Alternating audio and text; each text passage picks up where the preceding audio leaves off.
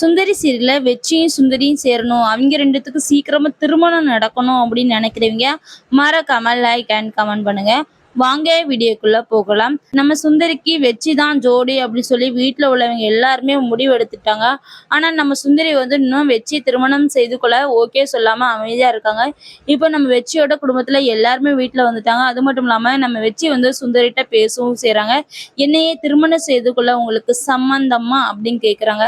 அதுக்கு நம்ம சுந்தரி வந்து யோசித்துட்டே இருக்கிறாங்க. அதுக்கு நம்ம வெற்றி என்ன சொல்றாங்க அப்படின்னா, நீங்க குழந்தைய பத்திலாம் நினைக்காதீங்க. எனக்கும் அது குழந்தை தான். நான் பார்த்துக்குவேன். என் பிள்ளைய நான் பார்த்துக்குவேன்.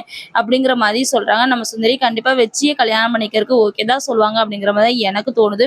என்னதான் நடக்கும் அப்படிங்கிறத பொறுத்திருந்து பார்க்கலாம். இன்னொரு பக்கம் என்னன்னா, ராஜப்பா வந்து பொற்கொடிய கொலை பண்ணது வந்து நம்ம சின்ன பொண்ணுக்கு தெரிஞ்சிருச்சு இல்லையா?